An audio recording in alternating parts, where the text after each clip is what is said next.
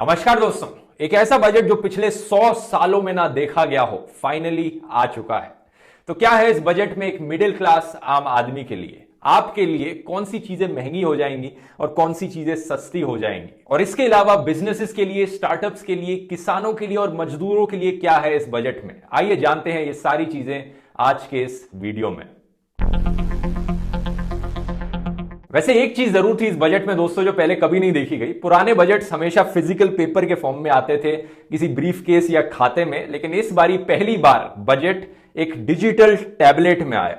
In fact digital जो शब्द है वो कीवर्ड रहा पूरी बजट की प्रेजेंटेशन का, बार बार इसे दोहराया गया। लेकिन काम के मुद्दे की बात करें दोस्तों तो इस बारी सरकार बड़ी सीरियस प्रॉब्लम से गुजर रही है। कोविड-19 क्राइसिस से आया इकोनॉमिक क्रैश, लोगों के धंधे बंद हो गए, ढेर सारे जॉब लॉसेस हुए, और बहुत से एक्सपर्ट्स का मानना है कि इकोनॉमी को रिवाइव करने के लिए सरकार को अपना एक्सपेंडिचर बढ़ाना पड़ेगा। सरकार जो पैसा खर्च करने लग रही है, जनता के हाथ में ज्यादा पैसे देने पड़ेंगे, या फिर जनता के ऊपर से जो इकोनॉमिक बर्डन है उसे कम करना पड़ेगा ताकि लोग ज्यादा पैसे सेव कर सकें। लोग ज्यादा पैसे सेव कर सकेंगे तो लोग ज्यादा पैसे स्पेंड कर सकेंगे, लोग ज्यादा पैसे स्पेंड करेंगे तो ज्यादा पैसा सर्कुलेट होगा इकोनॉमी में, और इसी से ही होगा इकोनॉमिक रिवाइवल। इसी रीजन से कई लोग एक्सपेक्ट कर रहे थे कि सरकार इनकम टैक्स को इस बारी कम कर देगी। लेकिन क्या किया सरकार ने, आइए देखते हैं। एक सैलरीड आम आदमी के पर्सपेक्टिव से पहली चीज तो यही है कि सरकार कोई बदलाव नहीं लाई है इनकम टैक्स के रेट्स में।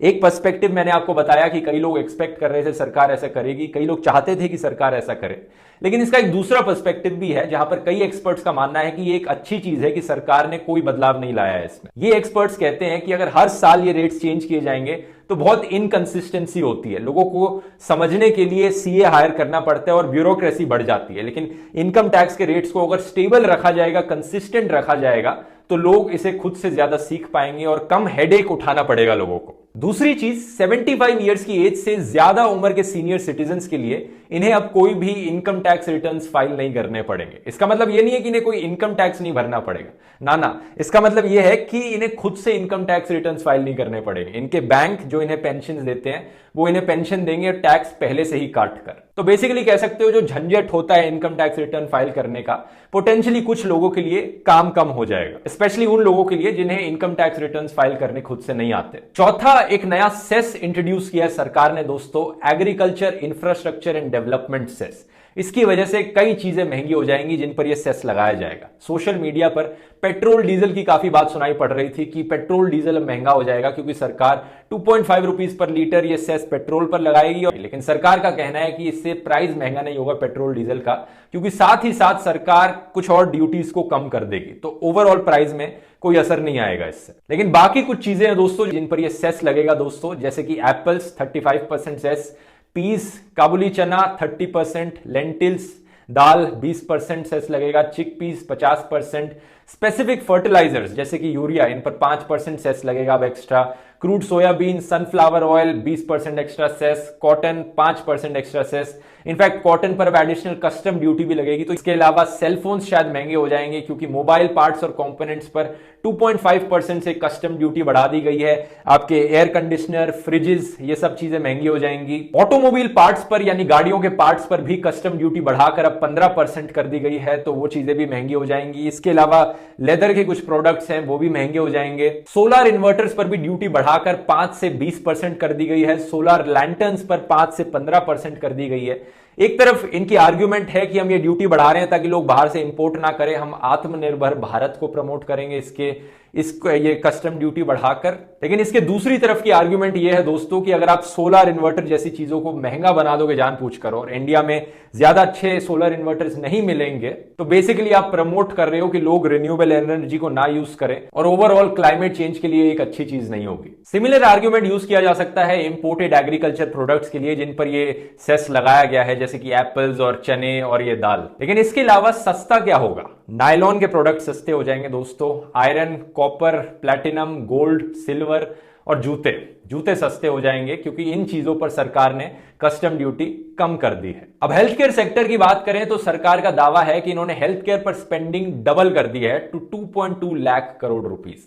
इसमें से 35,000 करोड़ रुपीस एलोकेट किए गए हैं कोविड-19 की वैक्सीन के लिए। इसके अलावा एक नई स्कीम लॉन्च करी गई है, पीएम आत्मनिर्भर स्वस्थ भारत योजना, जिस पर 64,000 करोड़ रुपए स्पेंड किए जाएंगे अगले 6 सालों में देश भर के हेल्थ केयर सिस्टम्स को इंप्रूव करने के लिए, प्राइमरी हेल्थ केयर सेंटर्स बनाने के लिए। कई सरकार के लोगों ने क्लेम किया कि 137% से इंक्रीज आ गया है हेल्थ केयर के बजट में, लेकिन इस पर ऑपोजिशन पॉलिटिशियंस ने कहा है कि ये मिसलीडिंग फिगर है। आप पूछोगे क्यों?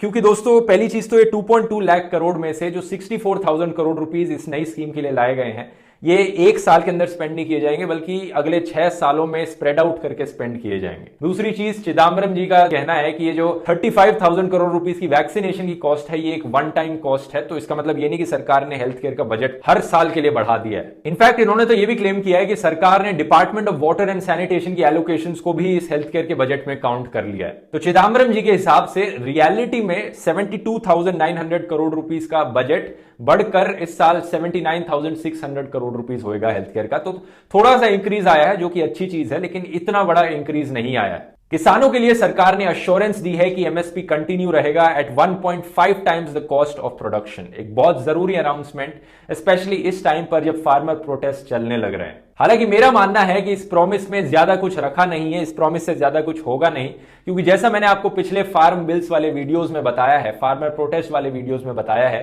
कि एमएसपी कितने कम किसानों को देश में एक्चुअली में मिल पाता है। तो यहां पर प्रायोरिटी यह होनी चाहिए कि एमएसपी के बेनिफिट्स को ज्यादा से ज्यादा किसानों तक पहुंचाया जाए। इसके अलावा अगर हम गिग वर्कर्स, बिल्डिंग और कंस्ट्रक्शन वर्कर्स की बात करें तो इन सब के लिए बहुत अच्छी खबर है। सरकार ने पहली बार फैसला लिया है एक पोर्टल लॉन्च करने का, जो कि रेलेवेंट इंफॉर्मेशन कलेक्ट करेगा गिग वर्कर्स और इन सारे वर्कर्स के बारे में। ये एक बहुत ही अनऑर्गेनाइज सेक्टर है। अगर आप गिग वर्कर्स को नहीं जानते, ये बेसिकली वो लोग हैं दोस्तों जो ओला, उबर, स्विगी, जोमैटो जैसी कंपनीज में काम करते हैं, डिलीवरी की सर्विसेज करते हैं, टैक्सी सर्विसेज चलाते हैं। ये लोग जो हैं ये सैलरीड एम्प्लॉयज नहीं है। इनकी कमाई होती है एक काम के बेसिस पर। एक डिलीवरी यहां से यहां करी तो उसके बेसिस पे पैसे मिलेंगे, एक टैक्सी सर्विस यहां से यहां चलाई तो वहां पर पैसे मिलेंगे। तो सैलरीड ना होना और ऑर्गेनाइज्ड तरीके से एम्प्लॉयड ना होना, इसके कई नुकसान हैं। इन्हें कोई सोशल सिक्योरिटी बेनिफिट्स नहीं मिल पाते, इंश्योरेंस और पेंशन के बेनिफिट्स नहीं मिल पाते। अब सरकार ने इन जॉब्स को और ऑर्गेनाइज्ड बनाने के लिए एक पोर्टल लॉन्च करने का फैसला लिया। ना सिर्फ ये गिग वर्कर की जॉब्स, बल्कि building workers, construction workers, migrant workers, इसकी मदद से इन्हें अब हेल्थ इंश्योरेंस के बेनिफिट्स, हाउसिंग की schemes, credit schemes, food schemes में पार्टिसिपेट करने का मौका मिल पाएगा। तो ये मेरी राय में एक बहुत ही अच्छी खबर है इन करोड़ों लोगों के लिए, और साथ ही साथ इन्हें one nation one ration card का भी बेनिफिट मिलेगा। अब आते हैं दोस्तों सबसे कंट्रोवर्शियल मुद्दे पर, जो कि है प्राइवेटाइजेशन। सरकार ने इस बजट में बड़ा क्लियरली अपना इंटेंशन दिखा दिया है कि वो प्राइवेटाइजेशन करना चाहते हैं। अगर किसी को अभी तक डाउट था कि सरकार ज्यादा प्राइवेटाइजेशन में इंटरेस्टेड नहीं है, तो इसका बेसिकली मतलब है दोस्तों, जो सरकारी कंपनीज हैं, पीएसयूज हैं, उन्हें प्राइवेटाइज किया जाएगा, यानी प्राइवेट कंपनीज को बेचा जाएगा। एक पीएसयू सरकारी कंपनी तब बनता है जब सरकार का स्टेक उसमें 50% से ज्यादा होता है, लेकिन अगर एक प्राइवेट कंपनी का 50% से ज्यादा स्टेक होगा तो मान लो वो प्राइवेटाइज हो गया है, सरकार ने अपना कंट्रोल लूज कर दिया है। सरकार ने इसे कहा है डिसइन्वेस्टमेंट एंड स्ट्रैटेजिक सेल, जिसमें कई सरकारी companies, PCL, air India, shipping corporation of India, container corporation of India, IDBI bank, BEML, मतलब जितनी सरकारी कंपनीज आप सोच सकते हो, सिर्फ 4 स्ट्रैटेजिक सेक्टर्स को छोड़कर सरकार ने प्राइवेटाइज करने का फैसला लिया है। आज नहीं तो कल इन सारी कंपनीज को प्राइवेटाइज किया जाएगा। अब प्राइवेटाइजेशन एक कंट्रोवर्शियल मुद्दा है, क्योंकि एक तरफ कई लोग मानते हैं कि ये करना एक अच्छी चीज है। सरकार अगर कंपनीज को प्राइवेटाइज करेगी तो कंपनीज की एफिशिएंसी बढ़ेगी, ये कंपनीज ज्यादा अच्छे से प्रॉफिट कमा पाएंगी, ज्यादा सक्सेसफुल होंगी एज कंपेयर टू सरकारी कंट्रोल में। लेकिन दूसरी तरफ कई लोगों का मानना है कि प्राइवेटाइज करने का मतलब है बड़े बड़े क्रॉनी कैपिटलिस्ट को अपनी कंपनीज बेच देना, सरकारी एसेट्स को प्राइवेट कंपनी के हाथों में दे देना, जो कि अच्छी चीज नहीं है। पर्सनली यहां पर मेरा मानना है कि प्राइवेटाइजेशन एक ऐसी चीज है जिसके अपने फायदे हैं, अपने नुकसान है। एक ऐसा टॉपिक है जिस पर एक सेपरेट वीडियो बनाया जा सकता है, तो मैं किसी फ्यूचर के वीडियो में इस पर डिटेल में चर्चा करूंगा। इसमें मैं अभी इस टॉपिक में नहीं घुसना चाहता कि प्राइवेटाइजेशन अच्छी चीज है या गलत चीज है। लेकिन ये प्राइवेटाइजेशन कर पाना भी कितना सक्सेसफुल होता है, ये भी देखने वाली बात होगी, क्योंकि एयर इंडिया का एग्जांपल लो तो सरकार पिछले 3 सालों से इसे बेचने की कोशिश कर रही है। ये ऐसे डिसीजंस होते हैं दोस्तों जिनको लेकर पॉलिटिकल पार्टीज अक्सर अदला बदली करती रहती हैं। जैसे कि सरकार ने अभी फैसला लिया है इंश्योरेंस सेक्टर में एफडीआई बढ़ाने का फ्रॉम 49% टू 74%। लेकिन 2013 में बीजेपी ने बड़े स्ट्रांगली इस पर अपनी राय जताई थी और कहा था कि वो कभी भी ऐसा नहीं होने देंगे कि ये इंश्योरेंस सेक्टर में एफडीआई को कभी भी 49% के ऊपर नहीं जाने देंगे। लेकिन अब आज के दिन वो ऐसा खुद करने लग रहे हैं। नेक्स्ट, बिजनेसेस और स्टार्टअप्स की बात करें तो दोस्तों इनके लिए भी कई अच्छी खबरें हैं। जैसे कि सरकार ने फैसला लिया है कि जिन कंपनीज का टर्नओवर 5 करोड़ या उससे नीचे होता है उन्हें टैक्स ऑडिट कराने की जरूरत नहीं बाय चार्टेड अकाउंटेंट। अभी तक ये रूल था, अब सरकार ने लिमिट बढ़ाकर 5 करोड़ से 10 करोड़ कर दिया। तो इस रेंज में जो कंपनीज आती हैं उनके लिए काफी फायदा है, काफी कम हेडेक है, कम झंझट उठाना पड़ेगा उन्हें। ऐसा कहा जा रहा है कि स्मॉल बिजनेसेस की डेफिनेशन भी बदली जाएगी। अभी तक ऐसा होता था कि जिन कंपनीज का एनुअल टर्नओवर 2 करोड़ तक का है वो स्मॉल बिजनेसेस कहलाते थे, स्मॉल कंपनीज कहलाती थी, लेकिन अब ये लिमिट बढ़ाकर 20 करोड़ तक करी जा रही है। स्मॉल बिजनेसेस को वैसे कई फायदे मिलते हैं ऑडिटिंग में, और कई जो ब्यूरोक्रेसी होती है, पेपर वर्क होता है, वो उन्हें कम करना पड़ता है। तो फिर से ये फायदा है बिजनेसेस के लिए। जो हॉस्पिटल्स और स्कूल्स रन किए जाते हैं ट्रस्ट के द्वारा, अभी तक ऐसा था कि उन्हें टैक्स नहीं भरना था अप टू 1 करोड़, लेकिन अब सरकार ने लिमिट बढ़ाकर 5 करोड़ तक कर दी है। स्टार्टअप्स को और इंसेंटिव्स देने के लिए सरकार ने टैक्स हॉलिडे क्लेम करने की एलिजिबिलिटी भी बढ़ा दी है 1 साल और 31 मार्च 2022 तक। आप में से जो लोग नहीं जानते, टैक्स हॉलिडे वो समय होता है एक स्टार्टअप के लिए जब उन्हें कोई टैक्स नहीं पे करना पड़ता। यूजुअली ये शुरू का समय होता है जब इनिशियल स्टेज में बिजनेस ग्रो कर रहा होता है, तो सरकार स्कीम्स लाती है उन्हें प्रमोट करने के लिए स्टार्टअप्स को कि इतने समय तक आपको टैक्स नहीं पे करना पड़ेगा, तो इसे टैक्स हॉलिडे कहा जाता है। ऐसे ही छोटे छोटे और डिसीजंस लिए गए हैं स्टार्टअप्स और बिजनेसेस की मदद करने के लिए, और कह सकते हो ये एक कारण है दोस्तों कि स्टॉक मार्केट और सेंसेक्स ने रिकॉर्ड क्यों तोड़ दिए। बजट के रिलीज होने के बाद ऊपर ही ऊपर जाता गया स्टॉक मार्केट। इसके अलावा कुछ और इनोवेटिव और यूनिक चीजों के बारे में मैं आपको बताना चाहूंगा दोस्तों, जो मेरे को अपनी पर्सनल राय में लगी इस नए बजट में। पहली चीज, सरकार ने national hydrogen energy mission launch किया ताकि प्रमोट किया जा सके हाइड्रोजन पावर को। ये आने वाले टाइम में एक बहुत ही इंपॉर्टेंट सोर्स हो सकता है रिन्यूएबल एनर्जी का। सरकार ने साथ ही साथ 1500 करोड़ रुपीस भी एलोकेट किए रिन्यूएबल एनर्जी सेक्टर को। दूसरी चीज, सरकार ने फैसला लिया एक मल्टीपर्पज सीवीड पार्क एस्टैब्लिश करने का तमिलनाडु में, जो कि सीवीड फार्मिंग और कल्टीवेशन को प्रमोट करेगा। एक बहुत ही शानदार चीज है ये मेरी राय में दोस्तों, क्योंकि सीवीड एक ऐसा रिसोर्स है जो क्लाइमेट चेंज से फाइट करने में मदद कर सकता है। ये ना सिर्फ एक खाने की तरह इस्तेमाल किया जा सकता है जो इंसान खाते हैं, सुशी के बाहर लगा होता है, बल्कि लाइव स्टॉक की फीडिंग के लिए भी, जानवरों को खिलाने के लिए भी, फर्टिलाइजर की तरह भी इसे इस्तेमाल किया जा सकता है, ब्यूटी प्रोडक्ट्स में भी इसका इस्तेमाल किया जा सकता है। इनफैक्ट ओशन एसिडिफिकेशन को भी ये रिवर्स करने में मदद करता है। क्लाइमेट चेंज का तो फायदा मैंने बताया ही, ये कार्बन डाइऑक्साइड को एब्जॉर्ब करने में मदद करता है अगर बहुत से सीवीड के फार्म्स उगे हुए हैं तो, और साथ ही साथ इसे रिसाइकलेबल प्लास्टिक्स बनाने के लिए भी इस्तेमाल किया जा सकता है। तो एक ये वंडर मटेरियल की तरह समझ लो, एक सीवीड के इतने सारे फायदे होते हैं। अभी तक हम इसमें फार्मिंग नहीं करके मेरी राय में दोस्तों बहुत सारा पोटेंशियल लूज कर रहे हैं। तो ऐसी चीजों को प्रमोट करना बहुत जरूरी है जिसके इतने सारे फायदे दिखते हैं। तीसरी चीज, सरकार ने एक डीप सी मिशन के लिए, यानी एक ऐसा मिशन जो समुद्र की गहराइयों में जाकर रिसर्च करेगा, उसके लिए 4000 करोड़ रुपए एलोकेट किए हैं अगले 5 साल के लिए। एक बहुत ही इंटरेस्टिंग और यूनिक चीज है, लेकिन अनफॉर्चुनेट बात यह है दोस्तों कि एक ऐसी चीज है जो सरकार ने 2018 में अनाउंस करी थी और अब जाकर इस चीज पर एक्शन लिया गया है। एक्चुअली ऐसी कई सारी स्कीम्स हैं दोस्तों जो सरकार ने पिछले कई बजट्स में अनाउंस करी हैं। बहुत हल्ला मचाया जाता है, हेडलाइंस में देखने को मिलता है कि सरकार ये प्रॉमिस कर रही है, इतने पैसे यहां लगाए जाएंगे, लेकिन